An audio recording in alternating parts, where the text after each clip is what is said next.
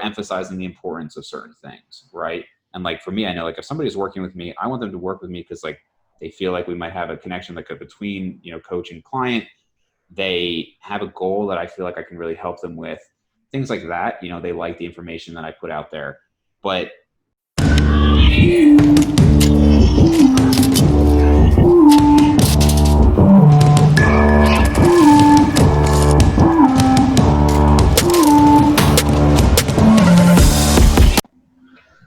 all right, Dave, how's your week so far? It's only Tuesday. Yeah, that quarantine life. Yeah, it's the worst. Yeah, we actually opened up the office last week, so we're seeing limited patients, but it's pretty slow. Still working out though. I got a gym here, or at least I wouldn't call it a gym, a little setup here, and then some stuff at my parents' house. So I'm getting it done, but it's not the same. Yeah, I hear it. It's been really weird, especially my entire living room right now is kind of just a gym. Weights, yeah. Yeah, it's a little weird. You kind of don't want to bring girls in there like, why do you have all these weights? It's like, I don't know. Right. This is my life. What do you mean? Do you not have weights in your living room? Yeah, exactly. It's like it's 2020, like quarantine life. Weights in your living room where you don't even lift. Right. And I guess for people who don't even know, like, you know, we met at the gym, right? And I think the first time was one of us had a Dragon Ball Z shirt on, and the other one commented. I don't remember. I think you did. I was shooting this girl, and then you like talked to us for a bit, and then I was like, "Yeah, I remember you," because I kind of saw you on Instagram a while ago. Right. But I think you realized that it was me, so it was this guy. Yeah, right. And then I was like, "Oh, okay, yeah, that guy." Right. And like the next day, I kind of added you, and then I was like, "Okay, I'm just kind of like keeping updated on this guy and what he does." Yeah, I was pretty impressed, especially with your podcast with like Lyle and everybody else. Yeah, thanks, man. Interesting. I've been trying to get John Meadow. Oh yeah. Ironically, the first dude that I messaged before I even started this whole podcast thing was John Meadow. Oh really? Like, yeah, dude, that'd be a great idea. And then like I came in a year or two later, be like, yo, I'm starting that podcast. It would be nice if I could get you on. Yeah. I'm gonna go much into detail with that, but safe to say I was unread. Right. Yeah, he's I'm sure he's got a million things going on now after he had the heart attack, obviously. So yeah, and glad to hear that he's all right and everything's all good. Yeah, it seems like it. Yeah. So tell me a little bit about yourself. So I guess as far as like people know me, most people who probably watching this know me from the podcast or my Instagram, which started in like midway through 2018. Basically, I finished my residency. So people don't know, I'm a dentist. So went through high school, did very well in school, went through college, was going to go to med school for a number of reasons. I just didn't want to continue with that. And so I went to dentistry. And honestly, that's been so far so good. Did a residency down in North Carolina, good experience. And then I went out into start working. And because I wasn't studying all the time or anything like that, I had more time. And I thought, okay, how can I kind of pursue this endeavor of fitness, even though I've been lifting for at that time, maybe like 14 years. So I wasn't really going to make much more progress, at least not naturally. So I figured like, okay, let me kind of delve into this. And I first reached out to Eric Helms and then and Scott Stevenson. So I'd known Scott Stevenson and we talked for a while. So I got both of them on pretty early, and then one introduction to the next, and then it kind of took off. So it's been definitely time consuming, but also enjoyable. I've gotten to meet a number of people, certainly like obviously through the podcast itself, but then also like in person, a few people, which has been pretty cool. So right now I am a podcasting dentist. And I try to have something different with the podcast, which is kind of where, for people who watch the podcast probably know that there's like a charity aspect to it. Yeah. And so for each of them, I will donate to charity. And sometimes that's Operation Smile, which is the organization I've worked with most, and they help children with cleft lip and palate. But for people who have, a charity that they really like, I'll make the donation there instead. And we've had really good ones. We've had St. Jude's. We've had definitely like Special Olympics. We've had a number of animal shelters. So sometimes people have something that really draws them, and then I'm happy to make it there. And I've been doing that for everyone, but it's tough because obviously I don't want to be like kind of like scammy or like sound like gimmicky. Like when people come on, I'm not saying, hey guys, donate to this charity. Like it's kind of like as a reminder, these charities exist. It's great if you want to donate, kind of a thing. And then just kind of hopefully that gets the message out there, Nice. So what got you doing the charity? Like what was your main reason? Well, I had already donated to charity for a while, but I just thought like I'm only one person, so if I could at least like get it out there a little bit more, and I'm not going to pretend like it's had some giant impact, like everybody's donating so much, but I do get some messages and comments that like, this is a great idea, or, I hadn't heard of this organization before, or like I've donated as well, which is nice. I'm still kind of in the process. I was actually just talking with Greg Knuckles the other day about a book he recommended that I guess talks about different charities, and I guess I haven't read the book yet, but I think it's something to do with like making sure your donations are having a good impact. So I want to look into that more because, I don't want to just give money away to places where it's not really going towards where it's supposed to be. So there are a few key ones like St. Jude's that I probably have given more to because from everything I've heard, they're pretty reputable. But it's basically just to do something that's not completely superficial. Obviously bodybuilding and lifting and all that is for a lot of people very superficial. And I think podcasts are great because they can give back, and you have your knowledge that you can give to other people, and I think that's one of the nice things about it. But I kind of wanted to add on top of that and do that charity aspect. Nice. And I think I remember when we did our show, that was one of the things that was mentioned, and I did say I was going to give to it, but I never did. But well, I usually don't ask the guests to. Like if guests want to, that's great. Yeah. But my whole thing is like I would never want to like pressure a guest, like if you want to come on the podcast, you got to donate, like that's to me, it's more like if there's one that they like, I will donate to that one. But they always, because I had that at first, some of these people were like, well, where is this money coming from? And I was like, no, like it's just my money. But ideally other people will like the idea, but it's not like it doesn't go through me, they would just donate on their own. So. Oh, okay, cool. That's perfect. Yeah. I didn't really understand it at first. To be honest, I've never been much of a charity guy. Yeah. Like an a-hole, but this is not really the thing, I think. I mean, I generally care and love people as it is. But, well, it's also not everybody's in a position to do it. Yeah. You know what I mean? Exactly. So I consider myself fortunate to be able to. Yeah, which is great. And I'm glad that there's definitely a personality like that out there to be able to do that kind of stuff with people, especially when it's like between like stuff that you love. I think right. Like Operation Smiles, which is great because you're all into dentists and teeth. Right. All about those teeth. Yeah.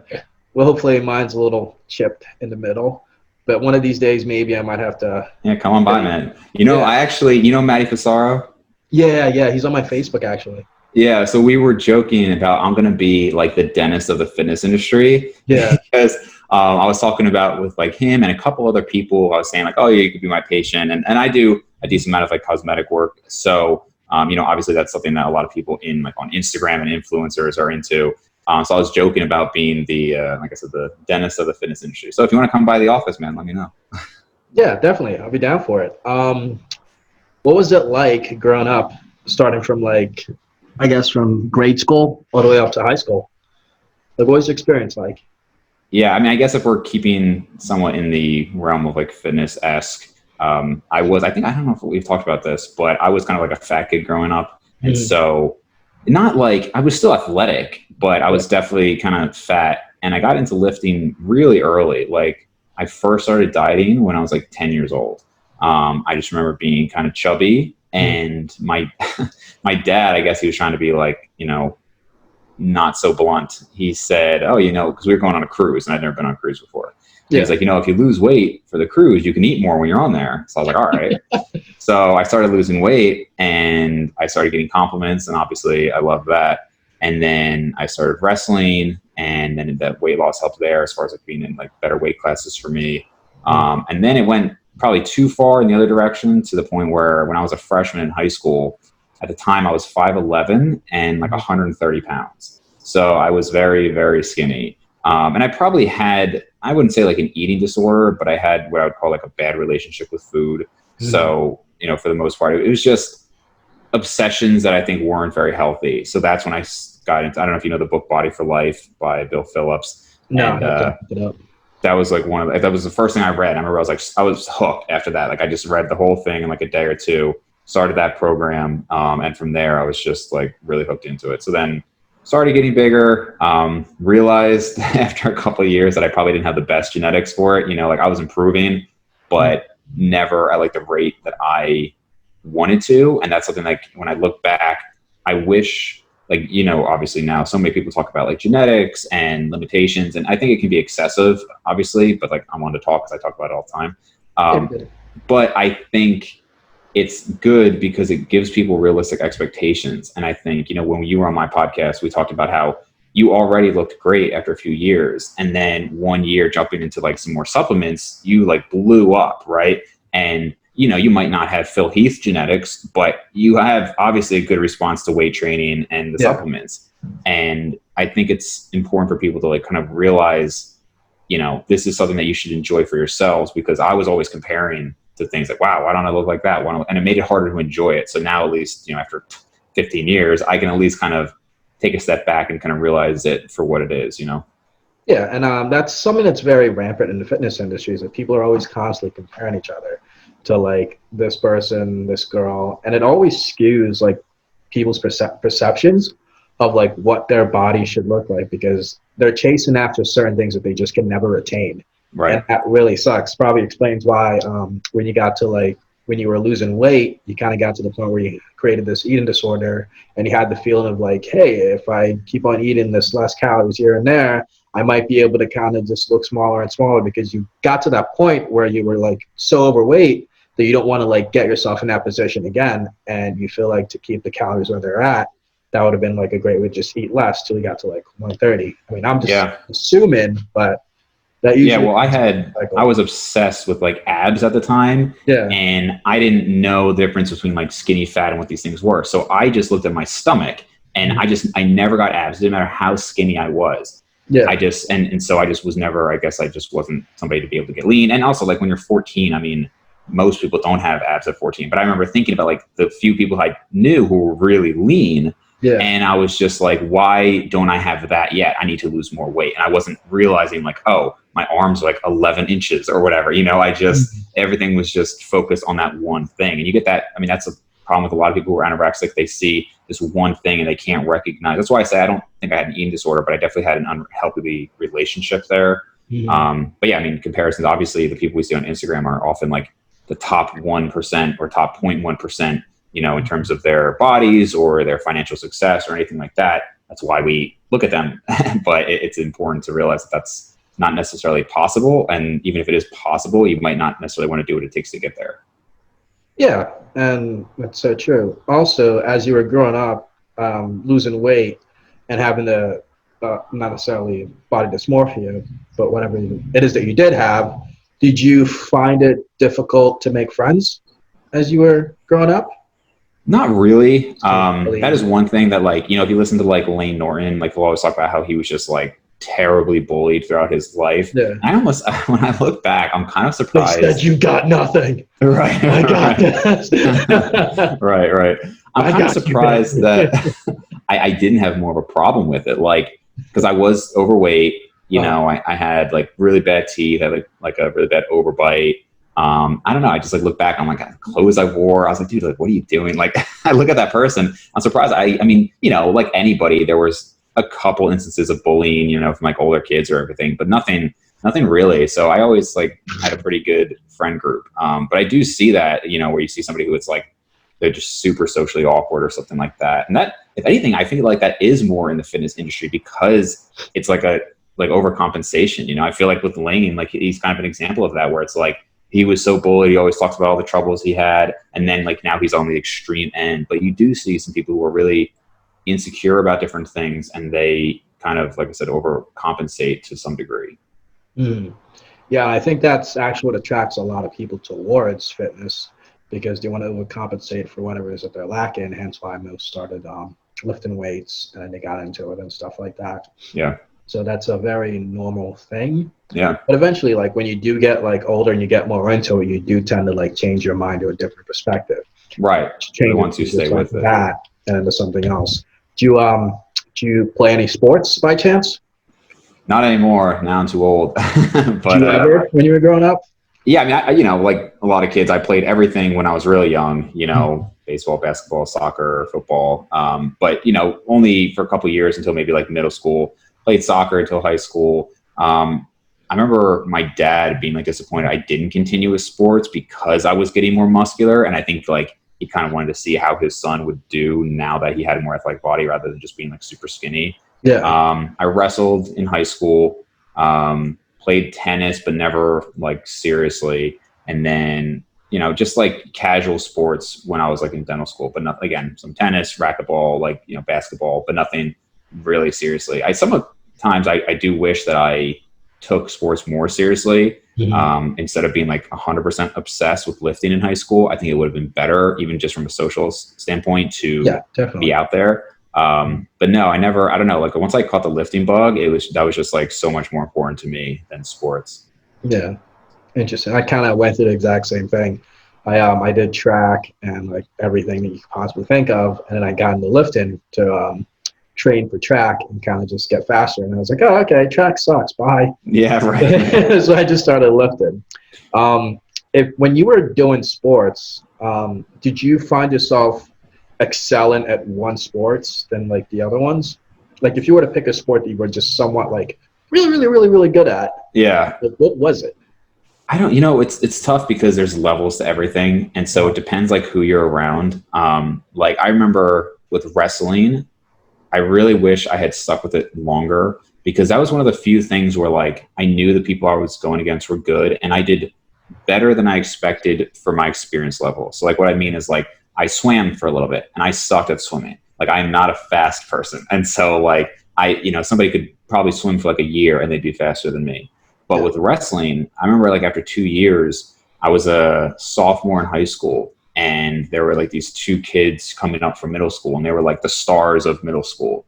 And so they were like freshmen. I was a sophomore, and I remember like asking them how, like if they really wrestled, just to like talk, and they, I guess, were trying to like play me and saying like, oh, they weren't that experienced or anything like that. And I remember them both getting really pissed because like, I don't know if you know anything about wrestling, but like there's different positions you can start in, and every position we started in, I would beat them. And that's kind of when I realized like, oh, like these were like the stars of like their school, and I'm beating them like consistently. And I just, like I said, I just got more into lifting. So I kind of dropped it after a couple of years. So that I was good at, but most sports, honestly, I was just like fine at, I definitely wasn't somebody who was like, wow, like just like he's phenomenal. It's like, I also I didn't care that much for a lot of them. It's kind of just like, I'm just doing this to do it. Whereas I feel like if I did a sport now, I'd be a lot more competitive. Back then, for whatever reason, I just wasn't. Yeah. And I literally felt the exact same way in high school with sports particularly, because like it's just, I did it for competitive reasons. It's always been in my nature to be very competitive, but I quit because nobody was competitive. Yeah. It was just like, people were just like, yeah, I'm just going to play like soccer, track, football, whatever, and just hang out with my friends. Where I'm like out and like the track field practicing drills and stuff by myself after practice is over. Yeah. I'm just like at home, just like chilling. And like, ironically, I had a goal to break the lung jump record when I was in Marple. The goal was like 1911. Okay. I think sophomore year, I was already at like 17. Okay. So I'm not gonna lie, I regret it. Yeah. Yeah. I could have had that, but then I got too big. Yeah. Right. Well, something I can appreciate with you is like you do have good genetics, and something you'll find with people who work hard and have good genetics is that they often think it's just because of their hard work, right? Because like if you're really gifted, sometimes people who are really gifted will still look impressive even if they're not working that hard. So they might realize, wow, this is just coming really easy to me. And then you have people who don't have good genetics and work their ass off, and they don't see the results. And those people too will say, wow, I'm really working hard. Something's happening here that's not working. But a lot of times these people who have both, they just take off, and you probably have worked a lot harder with lifting than most people right? You've been dedicated to it. And it's very easy for somebody to think, I'm bigger than everybody because I've been working hard. When in reality, it's both, right? You've worked your ass off and you've had good genetics. And a lot of times, thankfully, that's coming out a little bit more in recent years in the fitness industry. But for a long time, I've been, like I said, reading this stuff since I was like 2005.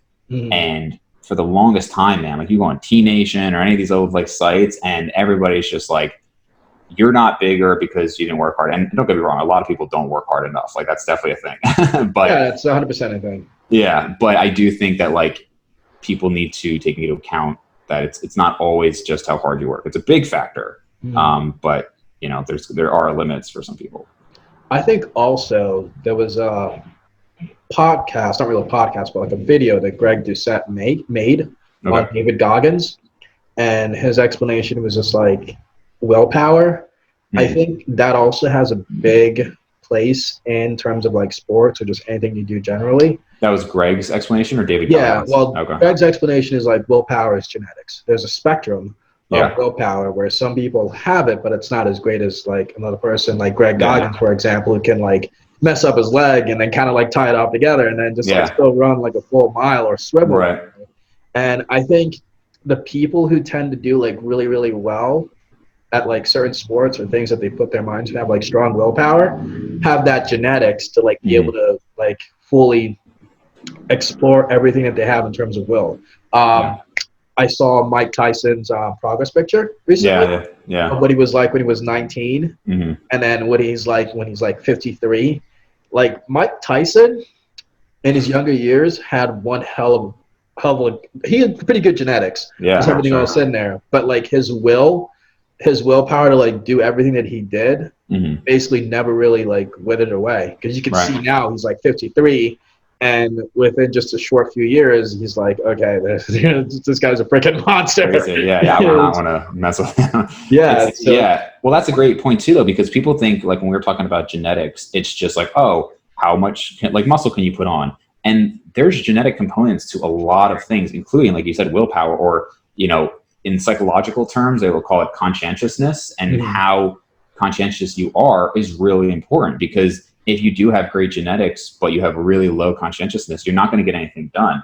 I would say I am maybe a hopeful example for some people, in the sense that like clearly like my genetics for muscle growth aren't great, but I have very high conscientiousness and I apply that to lifting. And so I've been extremely consistent from, 12 to now 28. And I have a couple friends who clearly have better genetics than I do. And if they work hard, even just for like a couple of years, they do look better than me. Like that, I always say like genetics reign supreme. But the reality is a lot of them don't. They take off for 6 months at a time, they get out of it. And so right now among my friends, I have one of the better physiques because I'm constantly like working for it, So, and that applies to a lot of things. So I don't want to tell people like, don't work hard. But like you said, there is that genetic component too. How hard are you willing to push? How much are you willing to get through for your goal? Yeah, 100%. And in terms of like willpower and your experience with school and college, what made you got into like the whole dentist thing? Yeah, I guess that's probably more where like, if you want to go back to like the genetic thing, I would say my genetics for, like you said, conscientiousness, I suppose intelligence are probably a lot better than like my physical genetics there. But that was just something that I always like, if I really ever tried to do well in school, it was, I wouldn't say easy for me, but like I always did well. And like I said, I was like looking into medicine, and then I just talked to like so many medical doctors who hated it. And so many of them said to like look into like dental surgery and things like that. And so I did.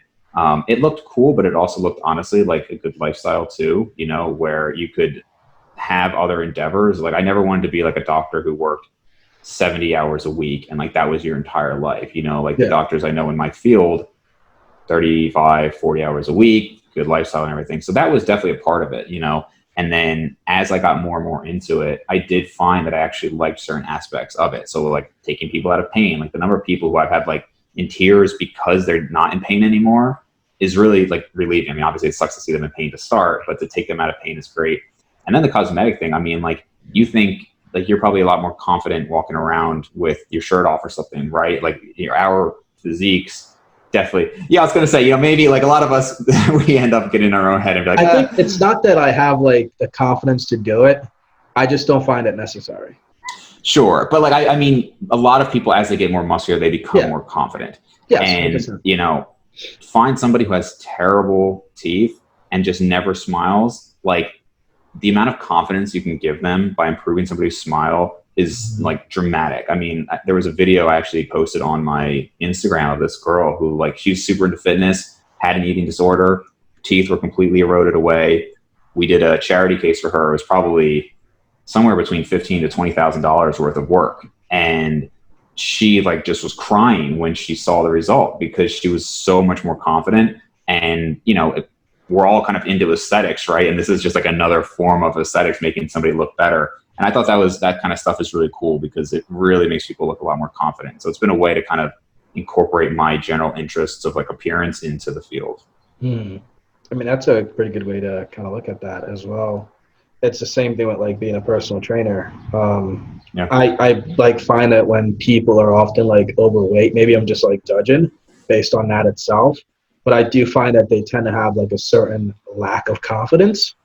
But if the weight is lost and they look better than they were, their confidence level just goes up insanely. And I mean, people like to tell me that like, hey, I'm comfortable in my body or whatever, and I'm just like, if you lose weight, are you gonna like kind of go back to like that exact same weight, like intentionally, or are you just gonna be like, you know what, I feel a lot better, and so you feel more confident in yourself, and you're just more happy overall. That's why that's one of the reasons why I kind of wanted to be a personal trainer.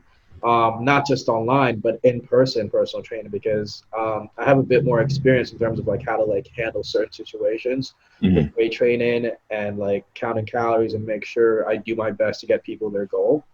Because nowadays it's like when you go online, it's pretty easy to find an online coach. Sure. But then the people that are at like your average gym, like Retro Fitness and stuff like that, they have like shit tier coaches. Yeah, sure. It just sucks because like people are spending money away and they're not getting the results they want. And then these quote unquote trainers aren't really doing their best to kind of help them out. I mean, some are, some aren't. Yeah. But I feel like commercial gym personal trainers lack. A lot of times, yeah. A lot of times they do, but not all the time. Some are pretty smart at what they do. Like Eric, for example, the one that worked in my gym, he's a pretty smart kid. Yeah.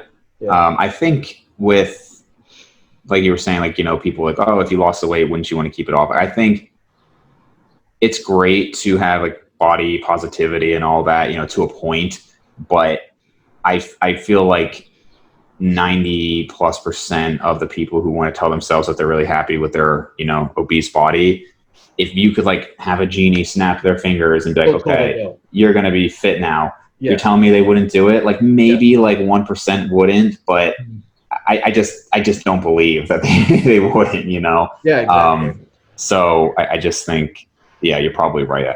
For the most part, I don't think that they're as secure as maybe they try to portray.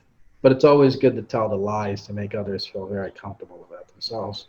If they don't want to like. Yeah, it's a whole thing, man. Whole weird movement. Well, we just kind of it is what it is. Yeah.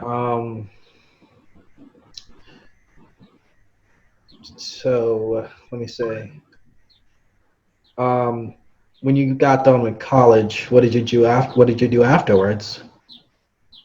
Pretty much went straight. Actually, so sometimes people will take a break before like med school or dental school. I just went straight there. I went to University of Maryland. So I moved down to Baltimore. Actually got a job there. So that was like one of those things going back to like conscientiousness. Like during dental school, I was working out 4-ish days a week, doing cardio, had a job, and was in dental school while still being like pretty social. So it was definitely a busy time. But yeah, I like went right into it. It's actually, you know, if you go to a grad school in a city, it can be a really good, like fun experience. You know, at least for me, I know a lot of people like were counting down the days till graduation, but I had a great time. So I was still able to achieve a lot of my goals. You know, not just like obviously the classic ones, but like fitness and things like that too. But yeah, pretty much straight to dental school. And I said, then residency, and then the real world, which is quite different than staying in school. It is, but it's really not that much different. It's not as scary as people make it out to be. I don't think it's scary. I think it's just not so structured. You know, with school, I think a lot of people kind of get this like quarter life crisis, and maybe even myself too, where it's like everything you're doing in school is like, okay, it's this step and this step and then this step. And it's just like a plan that like, I'm going to 10th grade, I'm going to 11th grade, you know, whatever.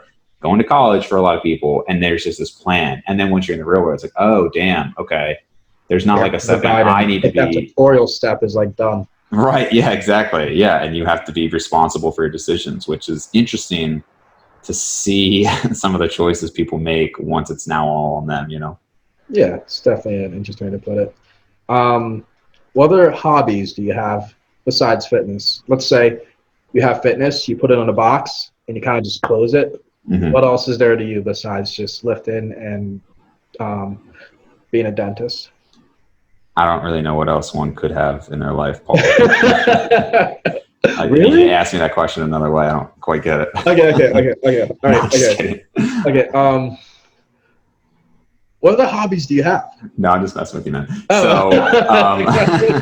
So, yeah, I mean, obviously fitness is huge. The podcast is kind of a mix because I would say like this podcast is my hobby, but it's fitness related, but it's not entirely fitness related. Like I do have some people on who are strictly like medical doctors or PhDs and something that's not fitness. And we will talk about non-fitness related things because like health itself, in addition to fitness, I mean, they're obviously very related, but health is very interesting to me for a number of reasons. I read quite a bit, but that's, I guess you could call reading a hobby, but it's more on like very diverse topics. Like I find human psychology very interesting. So that's something that I have spent a decent amount of time reading about. It's things where I feel like when I think of like my hobbies, I think it's something I really delve into. So like, what have I really delved into in my life? Fitness, dentistry, the podcast stuff. For a little while there was language, like learning Spanish, but a lot of other things I would call, yeah, I guess they're hobbies, but they're things I don't take as seriously because honestly, if you're working, you know, as my job, 40 hours a week, let's say 45 hours a week. And then I'm doing the podcast, let's say like 10 plus hours a week. And then I'm working out 5-6 hours a week, whatever. It's like, at that point, I just want some like kind of like low key things to just enjoy, like the reading and socializing, although not a lot of socializing these last 2.5 months, but under normal circumstances. So those are the things I would really call like my passions and that like the endeavors I really delve into. And everything else is just kind of like, what am I interested in at the moment, but not things that I've taken as seriously. And, you know, I'm open to things in the future that I find really interesting, but for now, like that's pretty much what I spend a lot of my time doing. You ever been into gaming at least? Not seriously. So you said gaming? Yeah. Yeah. Never like, you know, I know some people who are like Call of Duty or Halo, like that's just their life. I was a Super Smash Bro. So I was very into it. So I started with N64. I was like 10. I'd never heard of this game. Loved it. Got really into Melee. Yeah, on GameCube. Got to the point that I was like better than most people, but not like if you watch like YouTube videos like those guys. I have a friend who actually is like one of those guys who's insane, but got very into it. And then, you know, all like the newer ones. So it's definitely just like a casual thing. I competed online a little bit, but nothing super seriously. But I love the game. It's probably my favorite game. How'd you do? So I competed online with Brawl.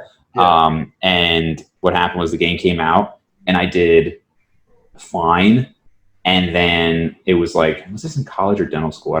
Probably college. And so once I went to school, I stopped playing. And then I came back the next summer trying to play again. And by that point, everybody had gotten so much better that I just continuously lost. And I was like, you know what? I don't take this seriously enough to actually compete. So now I just play every once in a while for fun. What was your favorite character to use? For which one? Let's start with Melee. Melee, generally Fox. Or sorry, no, Falco. Started with Fox, and then I got more into Falco. So I was like a kind of cliche Falco player. Yeah. Yeah, I love the little, was Pikachu. Was it like up B or whatever, where he like flies up and he kind of like flies up with Falco? Yeah. Falco or Fox? It's Fox. They both do it. Yeah, they both did. And then Falcon Kick. Yeah. Remember all that. I never got into Brawl because I never got was it like a Wii or I never bought a Wii. I mean, actually I did, but I only played Dragon Ball Z Budokai Tenkaichi 3. Yeah, I think you and I both have a significant Dragon Ball Z background. Well, aside from DBZ, what other? It seems like you're kind of into anime, or you're just a DBZ? It was pretty much just DBZ. Yeah, I never got into much. It's not that I had a problem with it. That was like the show I got into. Yeah, I was really into it. Like I've probably seen every episode 5+ times, and that's the only one I really got into. What got you attracted to Dragon Ball Z? My brother watched it, and I actually made fun of him for watching it, like when I was like 8 or something. And then I just started watching it more. That was like when the Frieza saga was new. And so like new episodes were coming out, and I got like really into it, to the point that like when I was in high school, I like had the episodes on like a CD or whatever, and I would just play them on my PS2 like all the time. Like if I was lifting, that was in the background. So for years, it was literally, that's why I've seen every episode so many times. I just played through everything. It was just like background kind of like entertainment as I was lifting. So yeah, it was definitely like a formative part of my life. You ever gotten to like the Abridged series? Not really. My brother will send me stuff from it, but I haven't done too much with it. If you ever have a chance, like just spend at least like an hour or so. Yeah. It'll be totally worth it. It's all on YouTube, right? Yeah, they're all on YouTube. They kind of stopped producing it because of copyright reasons. Oh, really? But okay. It made Dragon Ball Z so much more like interesting and kind of a lot more easy to understand because like there's all these like weird references. Yeah. And it just made it so much more funnier. So there's that. Favorite music? Or music? I always feel like whenever anybody asks me like what music do you listen to, I always just feel like I give like a cop out of like I listen to everything, but like it really is true. Like, I mean, there's some things I don't like, obviously, but country doesn't count. What's that? Country doesn't count. And you know, honestly, I would never like any country songs until I moved down to the Carolinas, and then like I still don't like cliche country, but there's kind of like a new age like pop country, a few songs like what's that guy's name? Like that guy Kane Brown, he's had a few songs that are like Even Up Here I Still Hear. Like they're fine, like, you know, they're decent, but if I just if I'm lifting, it'd be like Of Mice and Men, what is it? Bring Me the Horizon. But a lot of times I'll just put on Pandora, and it's like, so it's related songs to that. But if I'm at work and like we just have like a patient or something, I'll just put on like today's hits, and half of them suck and half of them are fine. Like I'm not somebody who's like super into like a specific music, you know? Yeah. Huh. That's interesting. Yeah. Usually, a lot of people are well into music. I mean, I'm particularly not that much into it, but like, so what I tell people is like, when they ask me, what music do you listen to? Can I work out to it? Right. Then that's what I'm going to listen to. It's simple. Yeah. I mean, what I listen to is very, you know, based on the context of what I'm doing. So Of Mice and Men and Bring Me the Horizon, it's probably like half of what I listen to while lifting, but I don't think I almost ever listen to them if I'm just like walking around, you know, so it definitely depends. Yeah, I don't think anyone like barely just listens to music just to listen to it while they're walking. Like not anymore. Some people do. Some people do, but like it's like for exercise purposes. Yeah. Like back in like the early 2000s or so, it's just like, yeah, we got this like CD player or like whatever. Right, that's all they had. No podcast back then. Now it's like a lot different. So it's pretty interesting. You've had guys like Lyle McDonald's, you had Mike, you have John Meadow on your podcast. Throughout your experience with them and just having them on your podcast, what have you learned from just doing your podcast overall? I'd find that most people are pretty relatable when you actually talk with them. You know, I think it's really interesting to me to see people in fitness kind of like, they really hold a lot of people up on a pedestal. And, you know, not to say that these people aren't great. They are, you know, at least a lot of the ones that I've been able to talk to, but like they are just regular people, you know, especially as you get older. So I think you're what, 25, 26? 26. 3 days ago? Yeah, May 22nd. Happy belated. But, you know, as like, what's that? It's just another day. Yeah, right. Yeah, mine's coming up and I don't think we'll be able to really celebrate.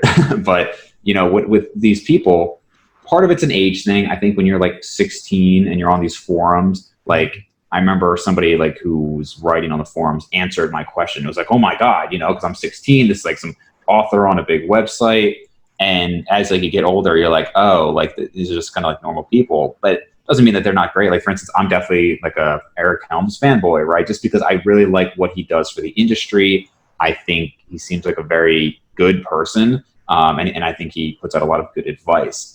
But, you know, so when talking to him, it's great. But like he, like Mike, like John Meadows, like Lyle, they are just other people who are also figuring their own lives out and figuring this stuff out. I think people kind of put, like I said, put him on a pedestal where I think Lane was saying that a lot of people think like he has all this money.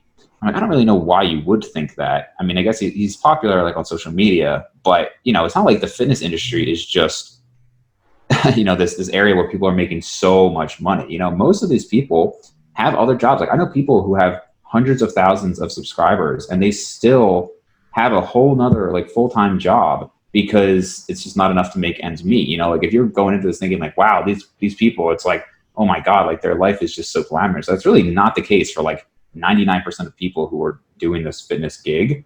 Not that it's a bad thing to do, but you know, don't think that like their whole life is very glamorous. So in talking with like John's a really nice guy.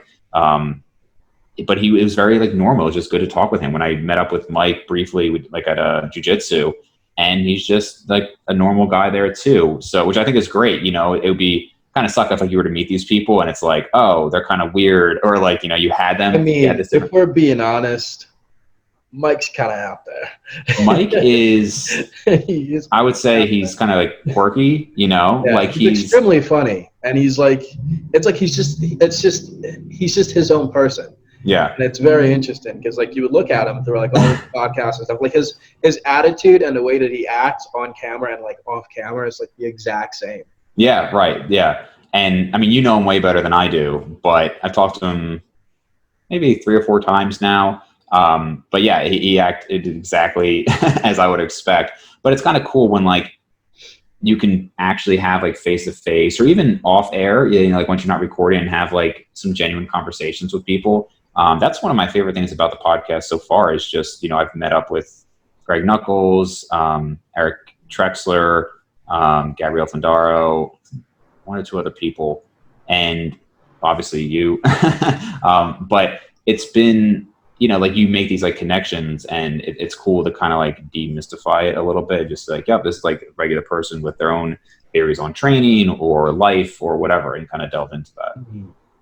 Yeah, I had Paul Carter on this podcast, and I was like, oh, this dude's like really, really famous and stuff. He writes all this stuff. But like when we sat down for like an hour or so and just kind of like had a conversation, just like talking like this. Yeah. It's interesting to find that he's just like a regular person. Regular dude, yeah. Family. He's very like philosophical. He approaches things a lot differently. But like at the end of the day, it's just if you don't see like what he's like on social media, right, it gives you a different perspective, which is exactly why I kind of wanted to do these little podcasts that I'm doing, is because initially I'd like people to kind of understand people who are in the fitness industry a little bit more than their Instagram post, a little bit more than like the stuff that they write on there, a little bit more than like their followers and stuff like that. Yeah. I'm going to be able to kind of give them a personality. I mean, some people already like know who they are and what they do, but I think it's just a small percentage of like their actual followers that know like the things that they do outside of this post on social media. Is why like I want to be able to give them like give people a different perspective of these individuals by just sitting down with them and just having like a full-fledged conversation. That way other people can just be like, oh, wow, I can actually relate to this guy. Right. He's not like all as much as I thought he would be. And it's just like, he's a really cool dude, easy to talk to. And it just makes it more relatable because being a bodybuilder and just being in like in a world setting where everyone's just like not a bodybuilder. Right. People tend to look at you a lot differently and they take you seriously a lot more than if there was somebody that didn't lift. Like if you're someone who's like really overly jacked and you're like slow out of your mind and you kind of like overreact, all of a sudden everyone's just like kind of panicking in the room saying, why is that guy overreacting? What's going on? And you're always on like people's like eye. They're always like looking at you, seeing what you're doing and stuff like that. And it gives, I think personally, bodybuilders tend to intimidate people. Yeah. But they don't intentionally try to intimidate people. It's just people look at them as an intimidating figure. And yeah, I think they have. Most people do want a better body, and it's something that you don't typically see, right? Like most people aren't walking around jacked out of their minds, and so when you see that, there is, I think part of it is just like a curiosity about it, and I think to some degree, not to like pat the egos of bodybuilders any more than they already are, but like some of it is an admiration. You know, you see somebody like, damn, like look at that person, you know. I think when you go on the extreme end, a lot of bodybuilders are delusional about that. They probably think more people are impressed with them than really are. You know, you obviously have some very egocentric bodybuilders, but on average, yeah, when you see somebody who's like got a really good physique, people stop and stare, you know, and there's a reason for it. It's like living in Upper Darby. I don't know if you know where that is. I actually stayed there when I first moved to like PA. I had an Airbnb there for a couple weeks. Perfect. It's like moving to Upper Darby, and all of a sudden you see like a Lamborghini out of the blue. Right. You're just like, my car. So moved to Upper Darby, as Paul's reference would indicate, you know, it's not like the best area around here. And people had mentioned like, you know, my experience there was like, it was a fine area. I didn't really notice one thing or the other until people told me that there were like some issues there. So I'm like, literally my first day of work, I go and I walk outside and my new car is gone. And I'm like, what is this? What? Yeah, man. I was like, what is going on? So they had these like 2 cones and it says like, do not park. Yeah. And I'm thinking, do not park means do not park between these 2 cones. Apparently, do not park meant, and it was like super unofficial. Like there's like paper on there that says like do not park. I'm like, this is ridiculous. So I just parked outside of the cones. Well, apparently they meant like the whole street, and they were doing like some construction. Oh, they looked like doing those things where they kind of clean the street. Yeah. So they towed my car, and I was like, have you guys seen this car? And they were like, oh yeah, it's right over there. And I was like, oh my god, thank God, because I literally thought my car was stolen. Like I just got this car, just moved here, just started this job, and I was like, this is amazing. So. That was my experience in Upper Darby. Yeah, that was yeah. Just get like when I used to live in like Lansdale, which is a little bit closer to Upper Darby. I get like citations. Yeah. Like waking up really late because they do like clean the streets later on during like the morning. Gotcha. And it's like around like 10 o'clock and I'm just like sleeping and I forgot to move my car to the other spot. So I usually get like a shitload of citations. Yeah. Thank God I moved out of that place. It was so stupid. One of my patients is like the guy who gives citations in Upper Darby, or one of the guys. And his stories sometimes with people coming after him, or it's ridiculous. Yeah, right.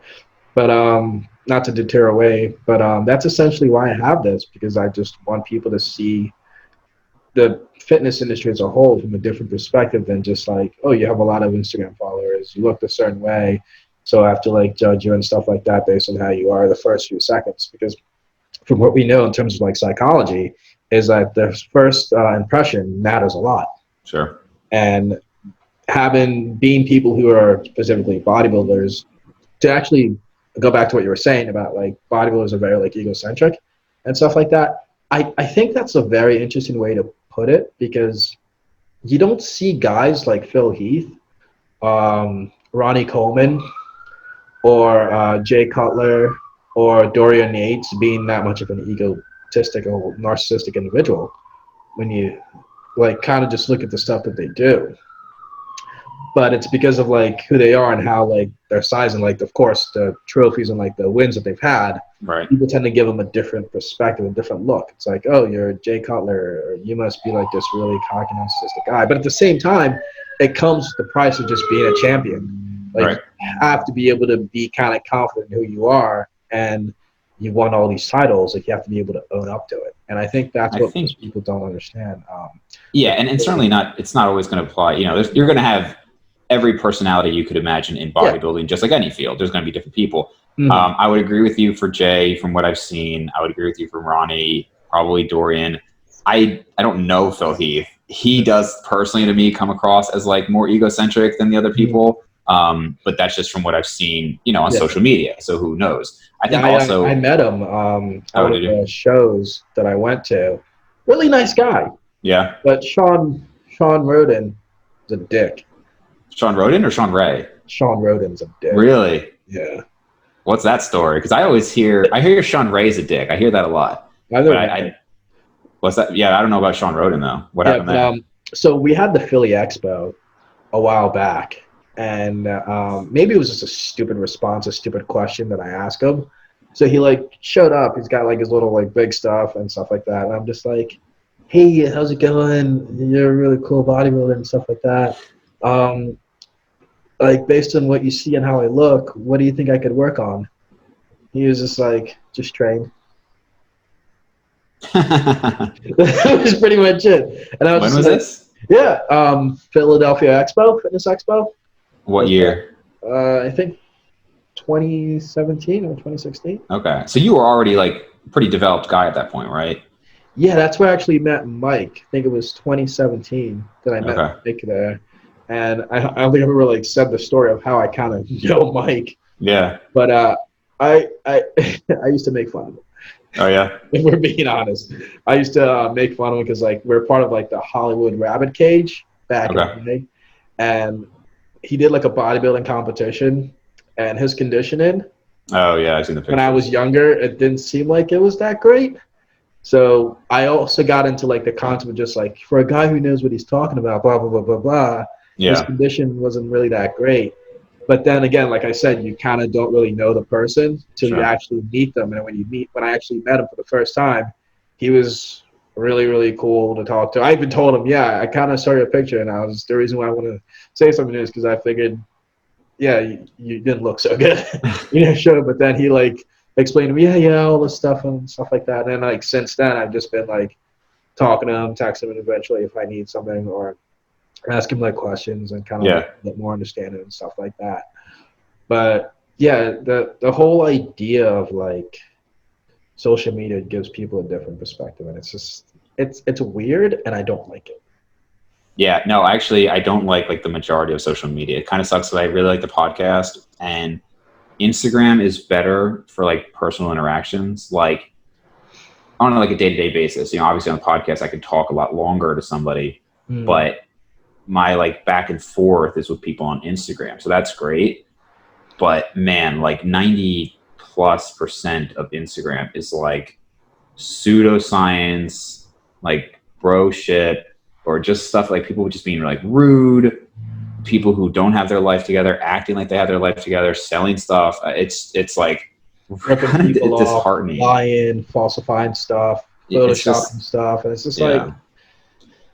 Yeah, it kind of sucks. A lot of it honestly really does suck. Like if there was a way I could like do the podcast without like the bullshit on social media, I would. But podcast in itself is almost like a form of social media. So, um, but yeah, I mean, Instagram's great for a lot of reasons. I definitely use it plenty, obviously.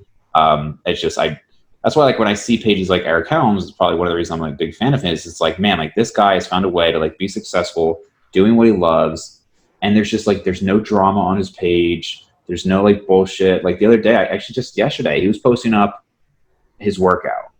And, for a guy who's been lifting 15 years, these weren't like super impressive lifts or anything like that. And like, I like that he's so transparent. It's like, this is like what I'm doing right now. It's very relatable to a lot of people who have been in this game for a while. And he kind of shows almost like, I wouldn't say he himself says he probably has a little bit better than average genetics, but that like he's taken it pretty far. He is a natural pro bodybuilder, very evidence-based. And so his types of pages like that, I like. And then obviously there's a million examples of pages that it just suck. yeah, definitely. And yeah, I don't even know like what to make of it. That's why I kind of like have my channel because I just feel like people have like all these like I'm not the smartest tool in the shed, but like I do see some people just bullshit certain stuff on social media when it comes to fitness. Yeah. And it's just like blatant, like obvious lie, but then they make it so much more complicated than it really should be. Yeah. Kind of like sell a certain product, so they kind of like make it longer, just be like, yeah, so and so, instead of just giving you the straight up answer. It's right. like it's not that hard. Just be like, yeah, this is what you do, and then just say it. But it's like people just have such a hard time doing that because again, I think in terms of like the fitness industry, when it comes to social media, 90% of the things that you do see are just like fake. Yeah. And they're just people trying to sell stuff. And it's, I don't know, maybe I'm just thinking from like an altruistic perspective where I want to help people and kind of make them like be better and stuff like that and just do it out of like selflessness. And it's just. I think the nice thing with Instagram, obviously, is that you can choose who you follow, right? You're not just getting everybody. So you can choose who you follow and who you like. And I think you can tell when people have incentives, right? I mean, you see this even in like medicine, right? You get these doctors who overprescribe medications and, you know, they might be getting some sort of kickback or something. And not that, you know, I'm not trying to talk about like conspiracy theories in medicine or anything, but you do see this kind of like nonsense go on sometimes. And for people who are just in fitness, I think that could be one of the problems, is that there's always going to be a motivation when there's like money or even just like power and success involved. Definitely, right? 100%. So that is something I've commented before with me, is like, I'm glad that I have another career where that's kind of like my main source of income and things like that. Cause like, I don't, you know, I might like coach people or something, but it's not, you know, there's plenty. I've probably turned down more people than I've accepted for coaching, because it's like, okay, maybe this isn't the best scenario or something like that. I've often just told people like free stuff, or said like, just check this out by this person, or, you know, recommended other people, because if I feel like something else can do a better job, or they just like don't need to spend the money. Whereas I think if this is your whole life and this is like what you do, there's always going to be those incentives. And not necessarily, like, I know you mentioned lying, and certainly direct lying happens all the time, but sometimes it's more just in like misguidance and maybe like overemphasizing the importance of certain things, right? And like for me, I know like if somebody's working with me, I want them to work with me because like they feel like we might have a connection like between, you know, coach and client. They have a goal that I feel like I can really help them with, things like that. You know, they like the information that I put out there, but there's plenty of times where like somebody else might be a better fit. And I think it's very hard to be objective about that. If you're working paycheck to paycheck, you might take on people that you really shouldn't be, you know, or sell a product more that maybe you shouldn't be selling, you know, because money makes a lot of decisions for people. Yeah, and this goes back to the point where you said not everyone on social media is rich. Yeah, I think the majority of people aren't. Yeah, I think the large majority of people are not. Yeah, as people usually say, it's all just clout. Right, a lot of clout. But awesome, that's great. So before we finish this, do you have any specific advice to give people, like just out of all the experiences that you've had so far in life, what would you give, like somebody that would help the audience kind of like be like, oh, okay, I could definitely take that into consideration? Like, what advice would you give to the audience? I guess probably like the main theme of my podcast, even, you know, we talk about so many different subjects and different topics, but something I always do come back to is like, if somebody was to say like, you know, what's the Brains and Gains like mission statement, it's almost like to find a way to incorporate fitness as part of your life rather than make it your whole life. Probably because I did have that experience where like it really consumed everything I did, and it was very hard to enjoy this thing that should have been great, you know, and like because I might look at myself and say, I don't like this person, but I put on 50 pounds of muscle, let's say, from when I was like 130 pounds. And so obviously this is like largely fitness oriented. So in keeping with that regard, I would say try to step back when you can and look at like how far you've come, and realize that like this is only going to last for you if you have intrinsic reasons for doing it. You know, if you're focused on specifically just how you look or how you compare to other people, like that's just never going to last. You're not going to be able to do this. You could stay motivated with that for a year or 5 years, but if you really want to like incorporate this into your life, you need to find intrinsic motivation, and you need to find a reward from it that isn't just based on how you look on a given day. So not to get like overly philosophical with everybody, but I do think that's really important and a really often missed key to being in this for the long haul. And that's perfect, because I also have the exact same mentality.